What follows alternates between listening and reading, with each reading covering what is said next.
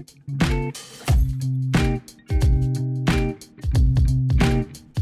right, welcome back to another episode of the Creative Commerce Podcast. I'm your host, Jeffrey Scott. Thank you for coming back. If you listened or watched episode 1, really appreciate it. And this episode is going to be a bit more personal. Just going to be talking about myself and my story and how I got to where I am now. I feel like having a kind of my story, personal episode as the first episode is kind of a waste. So that's why I kind of had something valuable to share and wanted to talk more business and video and photo in the beginning.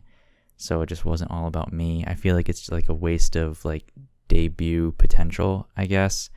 And I'm sure people who liked episode 1 coming to episode 2 probably like me and want to hear about me. So that's why I kind of want to just have episode 2 be the kind of introduction to me. So I'm just not some random guy that is sharing stuff and you don't know my expertise or qualifications or whatever. So before we get into all that, I wanted to share the first comment on anything. So I've been posting daily clips of the last podcast, and that's been going pretty good, getting some good views and engagement with that, with likes. But my first ever comment, if you're watching this on YouTube, I'll put a screenshot of the comment here. I absolutely loved it. This is going to forever make me confident about doing this. I just love, it's just so simple. I don't know what went through this person's mind to take the time to just say, this is a cool video. Thank you, whoever that is. That made my day.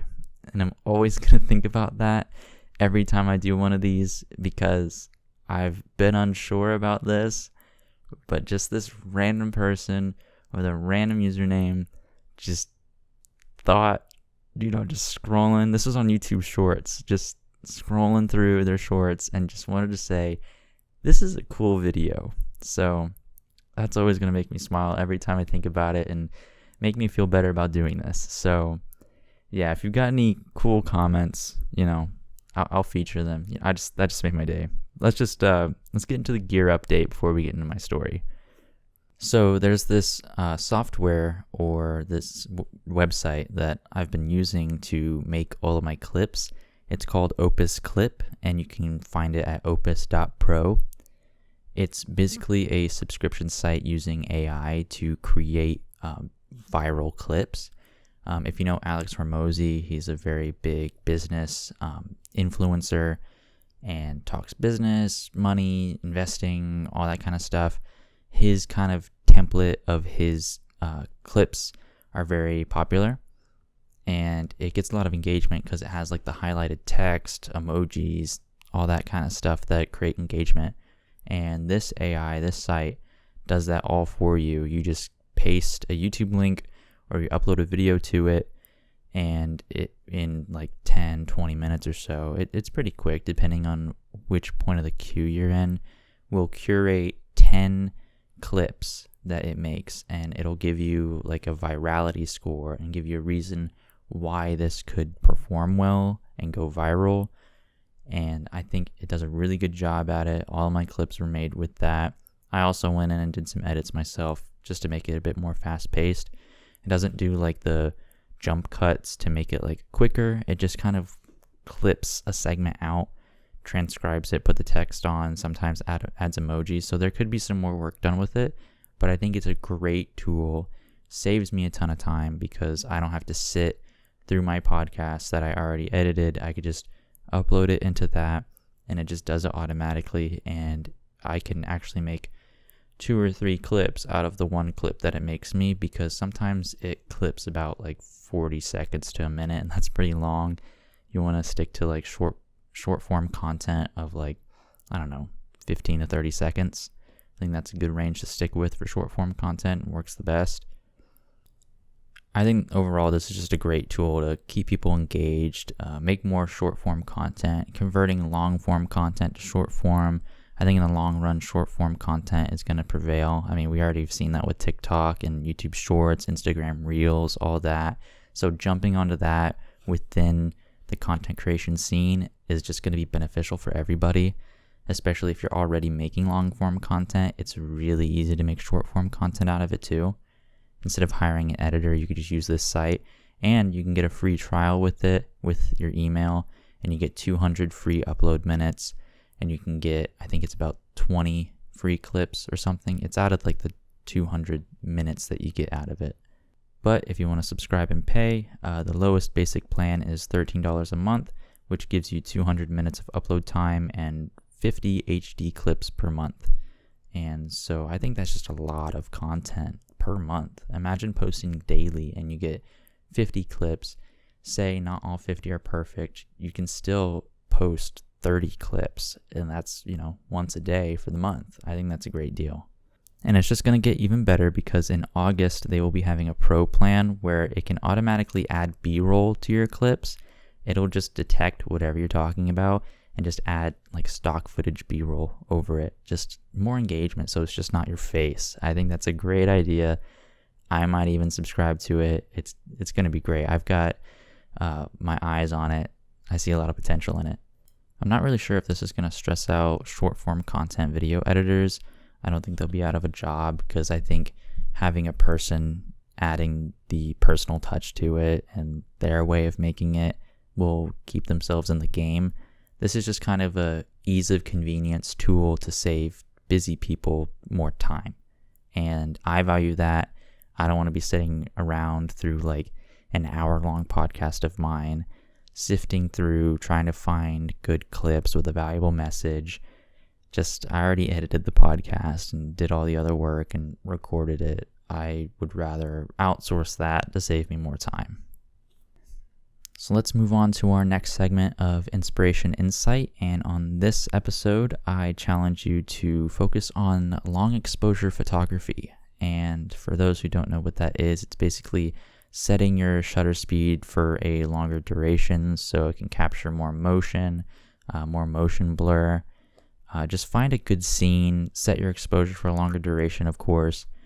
Try to capture light trails, smooth waterfalls, unique nightscapes, cars passing by, stuff like that. You can get some really cool light trails, especially with different colors. I think playing with color would look really cool with this too. You can just straight up move a light around and maybe spell something or draw something out. And you have to do this at night because if you do this in the day, it would just be a white image. It would just be way too bright. You gotta do this at the night because whenever you mess with your shutter speed, it also messes with the amount of light that you're going to capture as well. Just be creative, take some cool images, edit it around with it, and see what kind of fun stuff you can create. Again, anything with movement. I feel like we've all come across that image of like a waterfall and it's like a smooth motion blur waterfall. I feel like everybody's seen that at least once if you have ever seen anything to do with long exposure photography. But yeah, just try it out. If you do it and you take some cool photos and you want to share your content and have a chance to be featured on the show, just post it on Instagram or wherever you post. I will most likely see it on Instagram, but just use hashtag Inspiration Insight and tag me in your post and I'll be able to see it. So now let's just get into the main topic about me and how I got to the position that I'm in with my video and photo business and how I got started and things like that. Going to be more personal. I'll have a business tip and other stuff at the end. So of course, just trying to keep the sandwich structure that I have with this show. But I think when we were all kids, especially people who are my age, watching a lot of YouTube videos, seeing all these creators, I feel like everybody wanted to be a YouTuber. And I think a lot of kids still want to be a YouTuber, especially with how influencers are growing nowadays and how impactful and how fun it could be to be a YouTuber or a TikToker, especially TikTok too. Young kids want to be a TikToker and stuff like that. I think that dream is still there for a lot of people. But back then in the 2000s and 2010s, it was just a lot of, I of course had my fair share of like gaming videos and, there was a lot of vlogs, challenges, things like that, just fun stuff, more behind the camera. And I was just more fascinated with the camera part of it. And I think when I was about like 11 or 12, I was experimenting with video a lot. And that's just kind of how it got me introduced to the video world. And I wanted to explore it more, create some more stuff, created some skits and short films. And that just led into high school, especially with joining my school's film club, eventually being the president of that, creating films with friends, just any content that was fun to do. And then also in high school, I came across Parker Walbeck's full-time filmmaker course and his YouTube channel. And that introduced to me that, you could actually make money from doing this. And that's what interested me to kind of step into the business of video as well. That made me really happy to try to work towards something and also just become independent and not rely on, say, a job, like a typical job. I could do something for myself, be independent with it, and try to build something on my own. And Full-Time Filmmaker has a lot of valuable resources on their YouTube channel for free. I mentioned this in the last episode. Instead of paying like whatever for their course, you could just learn a lot of stuff from YouTube. And that's exactly what I did. Parker Walbeck, Daniel Schiffer, Jake Weisler, Landon By the Way. There's tons of other people that are on YouTube that teach a lot about cinematic video, freelance photography, videography, and just the business behind it too. Just a lot of free resources that you can get your hands on, and it helps a lot. I was watching like business lectures and stuff in my classes in high school when I was just done with all my work, just to try to learn as much as I could so I could build a good foundation for myself of how to do the things that I want to do, and then eventually go out and try it. Throughout high school and through my high school classes with like video classes and stuff, I just practiced and tried to do my best. I would try out new techniques and different ways of creating content and then sharing that to the class. And it got me real feedback from not only the teacher, but people in the class as well.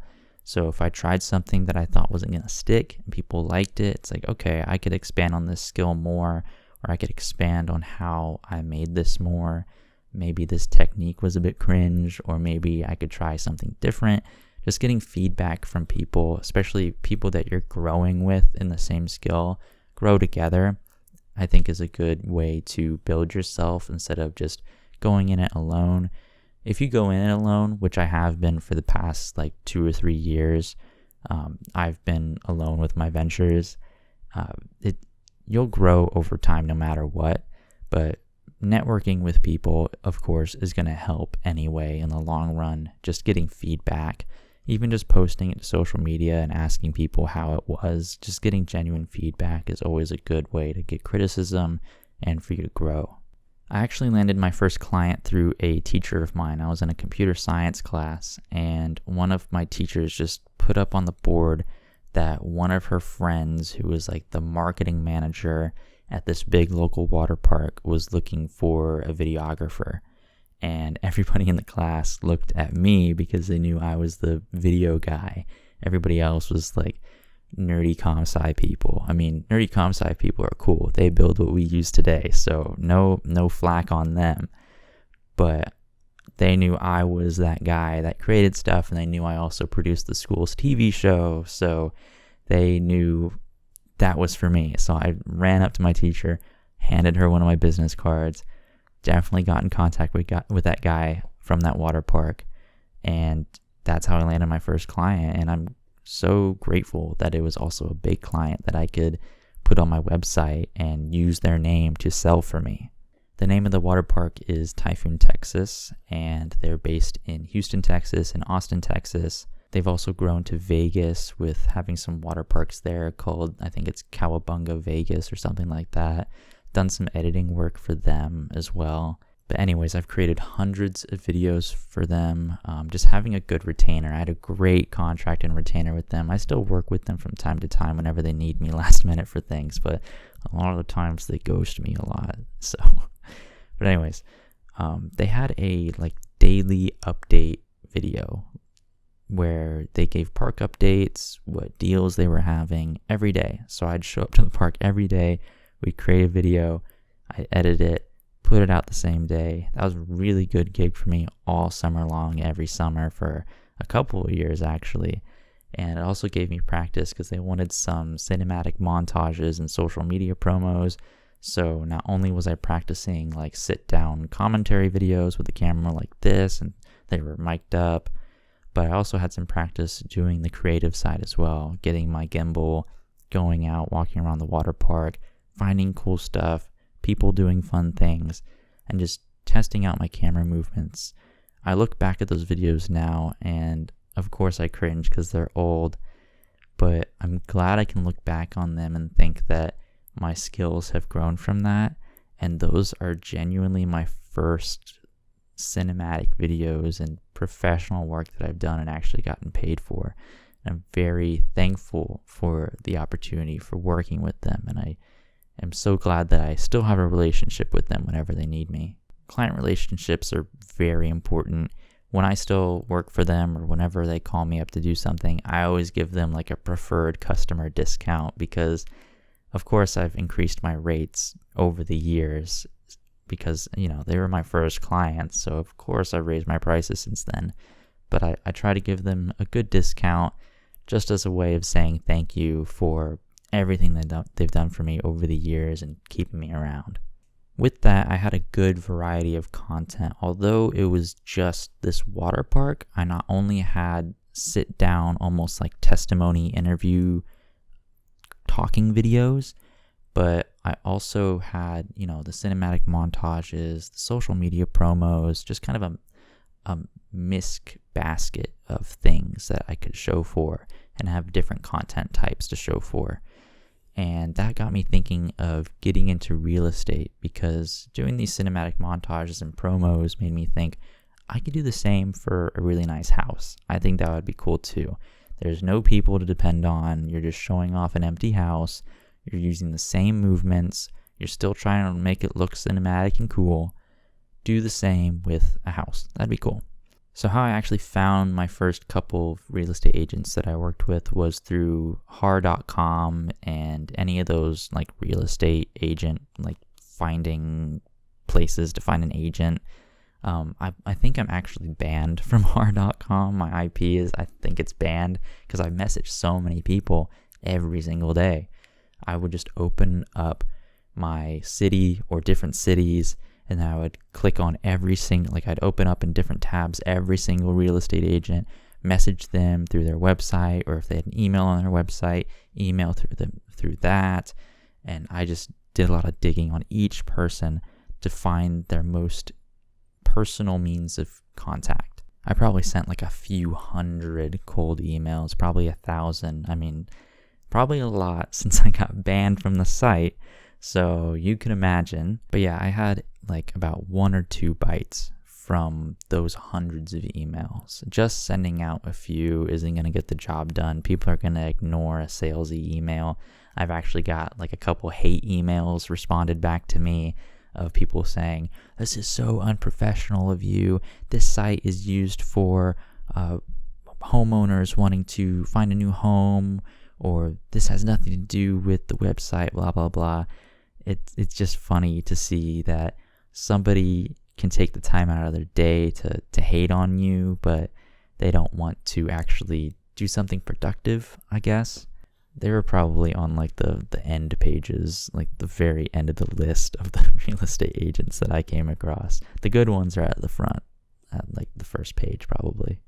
The first agent that I ever worked with and my first real estate video, it went great. I look back on it now, of course, and think, geez, I could do way better. And eventually I did. After a few years, he actually contacted me again. And I was very surprised that he contacted me again, probably thinking that I would give him the same rates that I gave him for the first video, which I kind of did as a thanks. Just keeping that relationship strong, and I'm sure I could email him now and try to set something up with him.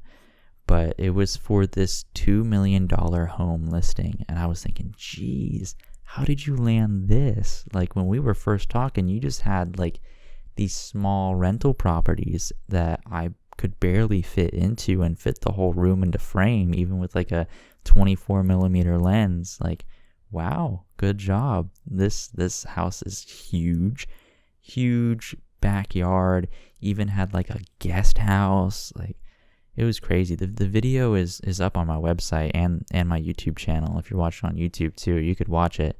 But I was like, I don't think I'm ever going to get an opportunity like this ever again. Fast forward, I haven't. So I went all out on this. I had my drone at the time, went all around the house, went crazy with it, tried out new editing techniques, covered every little thing about that house. There was like a Scrabble board on like the coffee table. Made sure to get some really cool shots of that. Just made sure to get like everything possible just to make the final video look amazing. And I thought I did a great job. It's still one of my favorite pieces of work that I've done. I have like a little top 3 list on the homepage of my website. I think it's like my top 3 favorite works, and I think that video is still one of my top 3. Moving on, over the years and through COVID, of course, business slowed down, lost a lot of my clients. I was going to be expanding. Typhoon, Texas actually got back to me during then, and they wanted to collaborate with some referrals that they were going to have for me for like a few restaurants that wanted promos and stuff, and like different festivals, like home events, things like that. But of course that got cut short because of COVID, and never got those referrals, never got anything. So I was just kind of dead stuck during COVID, and I just kind of worked on creating things for myself during that time so I wouldn't get rusty at things. Even when you don't have any work, it's very important just to keep doing what you're doing anyways. Of course, you get paid to do what you do, but also think, I get paid to do what I do. That means I'm pretty good at this. That means I could probably create some cool stuff on my own. So I created a lot of short films, a lot of different photo galleries, just to keep myself busy. I still have that goal for myself to create something cool that I focus on at least once a month. I think this month I'm just planning on creating another short film. Sometimes I create cool photo galleries with different themes. I think the last one I did was like if money could grow on trees, and like the eventual demise of it. So I got like a nice green suit. Actually got a tree that I ended up returning at Target. The tree was $100 from Target, so I returned that. I got a lot of fake money, and I just taped it to the leaves and stuff like that. It was pretty cool. It's on my Instagram if you want to go check that out. By the way, if you want to get into the fake prop money business, go for it. I had so much trouble trying to find good prop money. There's this prop money maker online. They have a good website, and they say like all these movie places use them, but I tend to doubt that because, of course, to like not be in trouble with the law, you need to alter the bill or say that it's like movie purposes only.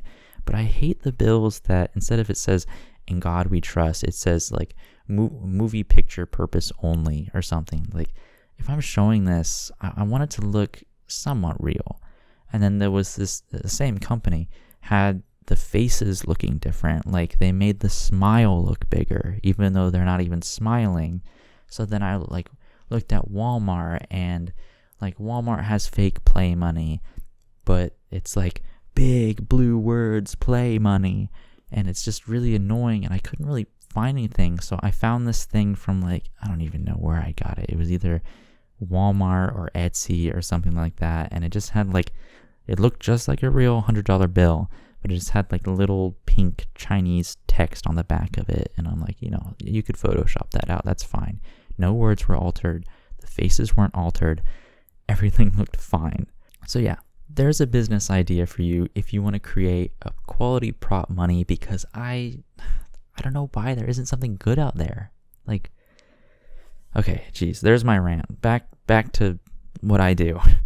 So now I'm going to college after high school. I want to mention that I practice Taekwondo. I'm a 4th degree black belt in Kukiwan Taekwondo, and I've been practicing Taekwondo in my hometown whenever I was here, all the time at my school. So when I moved to college, I wanted to keep doing that because I really like Taekwondo. And so I found a school up in Austin that was pretty good, and I started to go there. Of course, I didn't really have the money to like pay for it because Taekwondo schools are expensive. It's like a normal price for a Taekwondo school is like $150 to $200 a month. Imagine that on like a college student's like budget. That's non-existent. So I kind of made a deal with him. He's been wanting to make content, social media stuff, photos, things like that. So I said, hey, how about we trade? How about I give you my photo video services and I attend for free? And he was all down for that. And I really appreciate all the opportunities he's given me. He's given me opportunities outside of him teaching me Taekwondo. The best money makers I've had was school photo days. So basically, I just got a nice white vinyl backdrop, set it up, got some good lights, and he let me like take his like dojang or dojo, whatever you want to call it, take his space to set that all up for like a Saturday morning. And people would come after they've like signed up online, have pictures of their student in their uniform and their belt. It's really cute. And just take photos. And it would last like 2 minutes. And I'd get like $50 per kid. And maybe I think at most I had like 20 kids in one day. I think I walked away with like $1,000 one day. That was probably like my best day, $1,000 in one day for just like 3 or 4 hours of reservation time. But he's let me do a couple of those, and we're actually planning another one to do right now. It's usually good to do that after like a belt ceremony or a belt graduation, whenever the kids get a new belt and they've like been promoted. It's good to get pictures of that whenever they can like wear it and show it off. It's also cool to do like nice title graphics. So I would have a cool graphic with their name and their belt, and put the school's logo in the background on the white backdrop. It looks really clean. I have examples on my website if you want to go check that out. And if you're a martial arts school out there, I would love to do a photo day with you. But the model is where it benefits both parties, is that I come in to do your photos for your students. I get paid from the parents. You don't pay me at all. And for you letting me use the space, this is typical in most picture day arrangements, you get all of the edited pictures for free. You get all the pictures I take for free. I've even let him like take pictures with his son, who also does Taekwondo. We've taken some portraits and headshots while I was there, and took some good like promotional photos for flyers and posters and things like that while I was there, and knocked that out for him. So also offering different add-on services with when you're already there, why not? He's letting you do this for free and make money off the parents. So it was just beneficial all around. I really appreciate the opportunities he's given me. It's given me a lot of things to do with my time there, keeping active, practicing more. I'm really looking forward to try to test for my 5th degree. Still very into it. It's just a great hobby of mine that I've had since I was 4. I've never charged him, and I'll keep it that way. Again, I keep saying it, but I really appreciate all the opportunities he's let me have, and letting me attend his classes, and even just practice on my own and do my own workouts and routines and stuff at his place. Getting on to other businesses I've gotten into, client referrals, of course, we all know are really good to get into, and they're probably the best way to get work. And that's actually how I landed my job with Honda. A friend of mine needed some help going to record at a Honda dealership, and he was too busy to go himself because he also does full-time videography and stuff, which I'm hoping to get into to make it full-time. Not there yet, but he didn't have the time to drive all the way down to their dealership, and I was closer at the time, so he offered me a good amount of money to go down there and shoot for him. And I was so happy with the opportunity. The money was great. Dealerships will probably just pay anything to get anything done. Big businesses and corporations, of course, have huge overestimated budgets for things. I could probably do 1/10 of what corporations' budgets are, and I'd be happy. But anyway, I did a good job doing the infomercial where they basically showed off the car, talked about it, got some cool cinematic B-roll of the cars they were showcasing. It was like multiple cars in the same infomercial, just rolling them in, talking about it, rolling the next one, stuff like that. Like basically just the used cars they had on the lot. But since I had all that footage and of course gave it to him so he could edit it for his client, I had all that footage that I took. So I took the opportunity to edit it myself, make my own infomercial, and it's on my website right now. It's probably the biggest piece of content that I've had the opportunity to do with the biggest, most well-known name, Honda, and very happy with how that came out, and I can show for it and say that I've worked for Honda indirectly, but I still count it.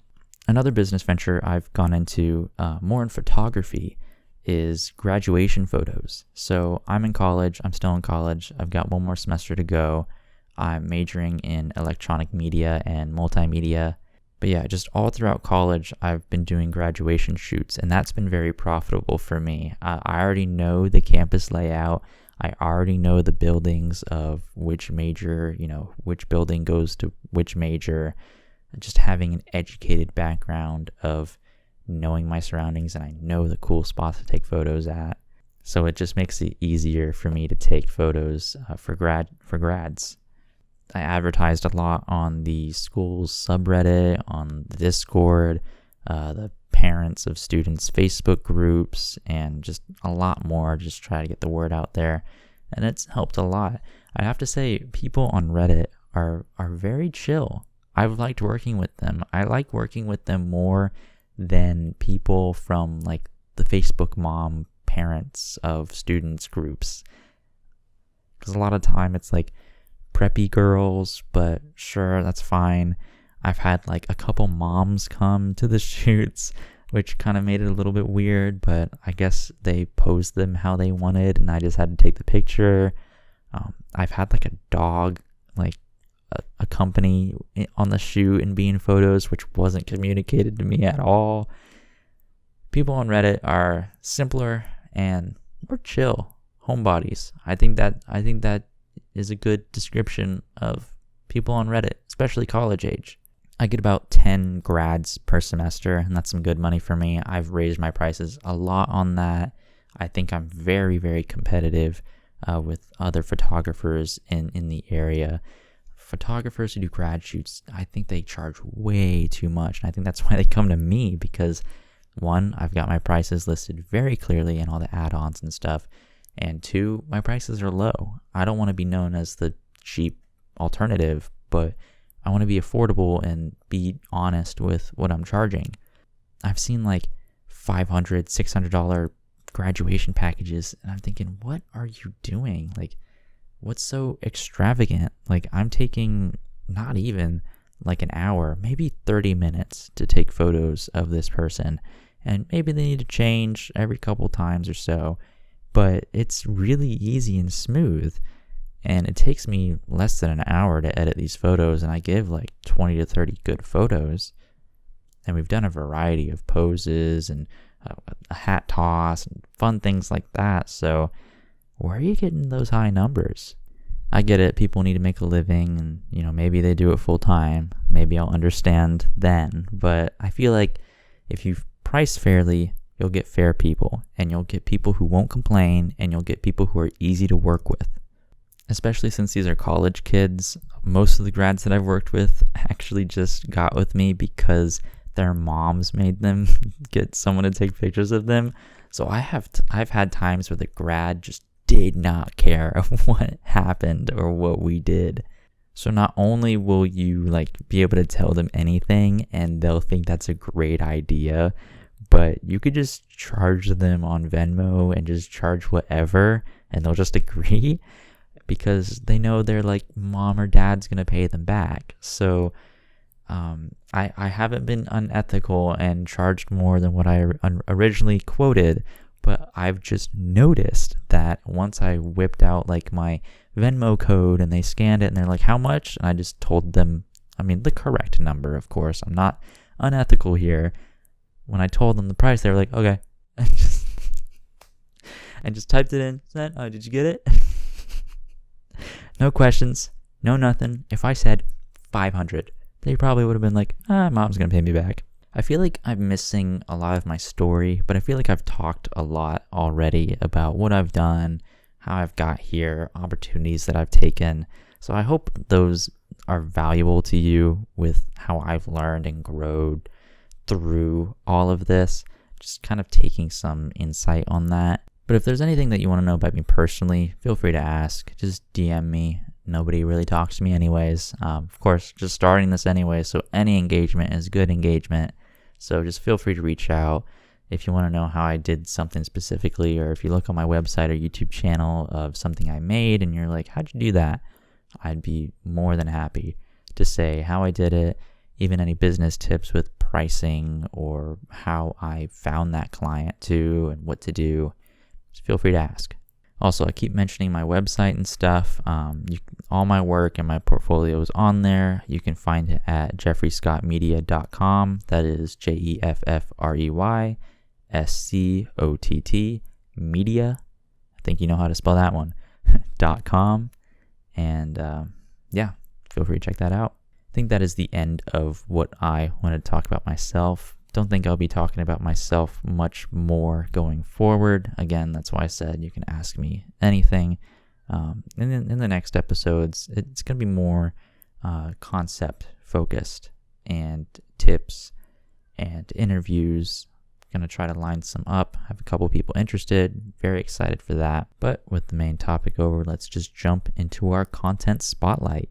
The content creator that I wanted to spotlight today, his name is Edward Lee. Edward Lee is a filmmaker from Seattle, Washington. He's got his own podcast called Mid Convo, and he shares a lot of valuable content on YouTube, from desk setups to how he filmed something, from business tips, mindfulness, anything. I don't have a specific piece of content from Edward that I wanted to feature, but I just wanted to feature his entire personal brand. I love it. It is the most aesthetic, clean, minimal branding, or just how he put himself together, like, ever. He has like a lot of cool grays and a lot of whites and blacks, and he stays with that theme. Like, if you look at him on Instagram and scroll through his profile, you'll see how a lot of the things that he posts are actually within the same like color theme, and it's really cool to see how he sticks to that, and everything just looks so clean. I aspire to be that clean and uniform and just have that nice personal brand put together. His room setup, and as well as Landon's setups from the last episode that I mentioned, is actually what inspired me to paint this wall and put this whole setup together. I was like, it's time to put something nice together, to have all my equipment. I think I mentioned in the last episode about my plant. I don't think it was in there. So if you're watching, there's my plant. I made sure to put it in there for a little pop of color. I realized it was missing last time. So plant is making a feature. But enough of that. Let's get down to business in Business 101. So in this part of the business tip, I wanted to emphasize the importance of building strong and solid relationships with your clients. I already kind of touched on this with Typhoon, Texas, and those real estate agents that I worked with. I still talk to them today, if they don't ghost me, but I still talk to them today, keep in contact, just keeping that going. If they've been past retainer clients, make sure you keep up with them. Ask if they want to make anything. Ask if just keeping up and making people feel like that you're thinking of them goes a long way. Your clients are not just one-time transactions. They are long-term collaborators and opportunities to build in the future. Always try to prioritize effective communication, responsiveness, and just be proactive to the point where it's annoying. I mean, don't email them every single day. That's going to be very annoying and they'll never want to work with you again. But just make sure they know you exist and make sure that they know that you're thinking about them. Just also let them know that you're willing to add value into anything that they want, anytime. You are ready at any time they need you. Just being available is also a really good selling point. I get a lot of emails, especially with grad photographers, it's like, are you still available? Like, do you have the availability? Can you squeeze me in? It's like, I've got nobody right now. People don't get booked up every single day. I think that's the dream people want to do, but I also think that would be a curse that people don't want to do as well. Having to do something every single day, I feel like it'd get exhausting. But anyways, beside the point, just selling that you're available whenever they need you, just assuring them that you are there for them whenever they need you. You can provide your best anytime they need you to push their message, push their business, push their content, push whatever they need from you. You need to treat every client like they're $1 million. You need to treat them like they're the best client, the most paying client you've ever worked for, and that will get you the best referrals and more repeat business. They're going to tell their friends their amazing experience that they've had with you and that they could feel the same working with you too. Just also make sure to share your appreciation for their trust and support in you. And by delivering exceptional work, you earn their loyalty and exceed their expectations with whatever you create, especially with quick turnaround times. That is probably the easiest way to exceed someone's expectations, by quoting them a set amount of time that you'll be doing something, and they're like, okay, yeah, that's good, that sounds good. 1 or 2 weeks, great. And since you quoted them at most 2 weeks and you give it to them maybe just in a few days, they'll be like, wow, that was really quick. I can't believe you did that. I'm so happy you got it out so quick. Hey, maybe I want to hire you again because you can turn out content for me real quick. You kind of implanted this false narrative of a turnaround time, which they had no idea what to expect anyways, but you implanted this false expectation for them to expect. So now they're expecting 2 weeks, but in reality, you can do it in a few days. So now they're ecstatic that you did it really fast, even though they, in the first place, had no idea how long it was going to take. So if you want to get started with exceeding someone's expectations, I think having a false turnaround time quote is good. Not too far out. Don't say like 3 or 4 weeks because that's way too long. They're probably not even going to work with you at that point. But just something realistic, even if you can't do it in a few days, something realistic to cover your butt if things go worse. 1 or 2 weeks is usually what I tell people, and I get it to them either within a few days or at the most, if I'm really busy, a week. And it's still extremely positive feedback. Thanks for listening to episode 2. We'll be back to our regularly scheduled programming with more tips, interviews, other conceptual topics in the future. Just make sure to follow along, subscribe, follow on Spotify, on YouTube, all of that. I'll have update clips daily, of course, on my Instagram. So just follow me on there at jeffrey.scott_ on Instagram and TikTok. And subscribe to my YouTube and follow me on Spotify for more. Thank you for listening. I'll see you in the next one. Goodbye.